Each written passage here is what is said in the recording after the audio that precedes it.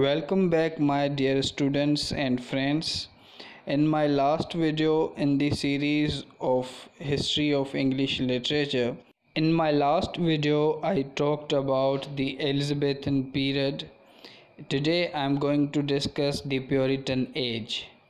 The literature of the 17th century may be divided into two periods, the Puritan Age or the Age of Milton, which is further divided into the Jacobian and Caroline periods, after the names of the rulers James I and Charles I, and the Restoration period or the Age of Dryden. The 17th century was marked by the decline of the Renaissance spirit, and the writers either imitated the great masters of Elizabethan period or followed new paths. We no longer find great imaginative writers of the stature of Shakespeare, Spenser, and Sidney. There is a marked change in temperament which may be called essentially modern.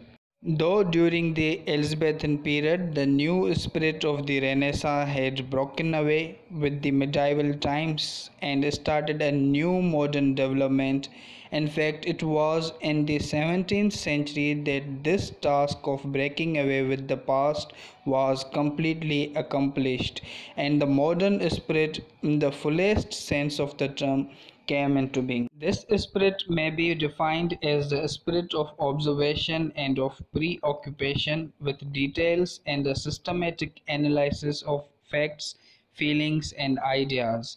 In the field of literature, this spirit manifested itself in the form of criticism, which in England is the creation of the 17th century. One very important and significant feature of this new spirit of observation and analysis was the popularization of the art of biography, which was unknown during the 16th century.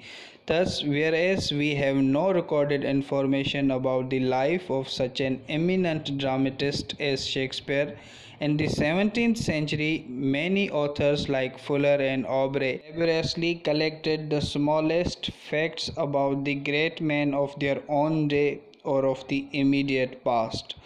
Autobiography also came in the wake of biography, and later on keeping of diaries and writing of journals became popular.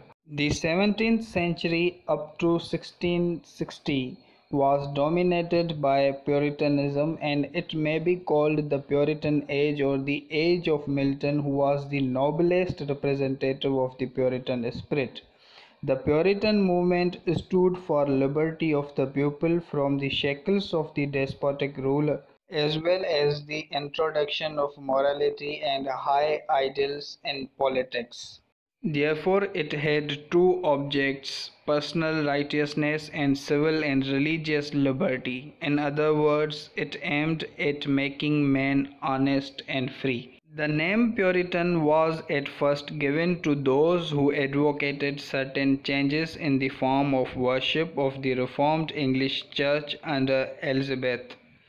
As King Charles I and his councillors, as well as some of the clergymen with Bishop Laud as their leader, were opposed to this movement, Puritanism in course of time became a national movement against the tyrannical rule of the king, and stood for the liberty of the people. Of course, the extremists among Puritans were fanatics and stern, and the long protracted struggle against despotism made even the milder ones hard and narrow.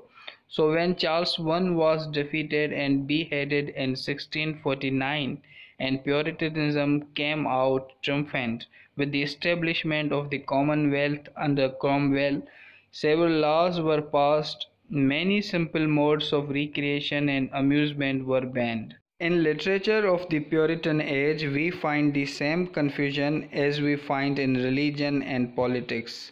The medieval standards of chivalry, the impossible loves and romances which we find in Spenser and Sidney, have completely disappeared. As there were no fixed literary standards, imitations of older poets and exaggeration of the metaphysical poets replaced the original, dignified, and highly imaginative compositions of the Elizabethan writers. The literary achievements of this so-called gloomy age are not of a high order, but it had the honor of producing one solitary master of verse whose work would shed lustre on any age or pupil.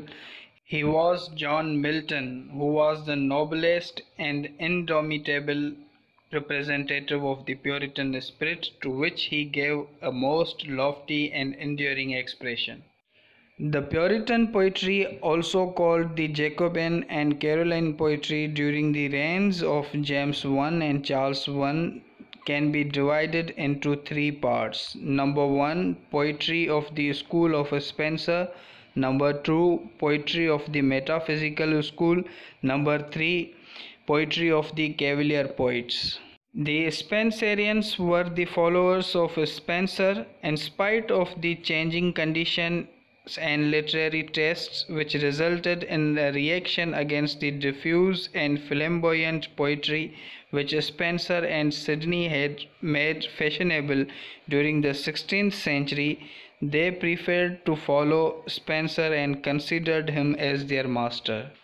The most thoroughgoing disciples of Spenser during the reign of James I were Phineas Fletcher, Giles Fletcher, William Browne, George Wither, and William Drummond. Another school of poets during the Puritan Age is called Metaphysical School. The metaphysical poets were John Donne, Herrick, Thomas Kerr, Richard Crashaw, Henry Vaughan, George Herbert, and Lord Herbert of Cherbury. The leader of this school was John Donne. They are called the metaphysical poets not because they are highly philosophical, but because their poetry is full of conceits, exaggerations, quibblings about the meanings of words, display of learning, and far-fetched similes and metaphors. It was Dr. Johnson who, in his essay on Abraham Cowley, in his Lives of the Poets, used the term metaphysical. One important feature of metaphysical school which Dr. Johnson mentioned was their discovery of occult resemblances in things apparently unlike. The metaphysical poets show the spiritual and moral fervor of the Puritans as well as the frank amorous tendency of the Elizabethans. The third school of the poets is called the Cavalier Poets. Whereas the metaphysical poets followed the lead of Donne, the Cavalier poets followed Ben Jonson. Jonson followed the classical method in his poetry and in his drama. He imitated Horace by writing like him satires, elegies, epistles, and complimentary verses. Like the metaphysical, the label Cavalier is not correct because a Cavalier means a royalist, one who fought on the side of the king during the Civil War. The followers of Ben Jonson were not all royalists, but this label once used has stuck to them. Moreover, there is not much difference between the Cavalier and the metaphysical poets. Some Cavalier poets were also disciples of Donne.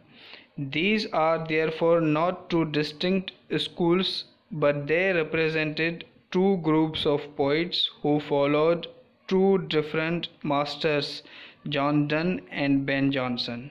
The important Cavalier poets were Herrick, Lovelace, Suckling, and Crewe. Though they wrote generally in a lighter vein, yet they could not completely escape the tremendous seriousness of Puritanism. With this note, I end my talk today.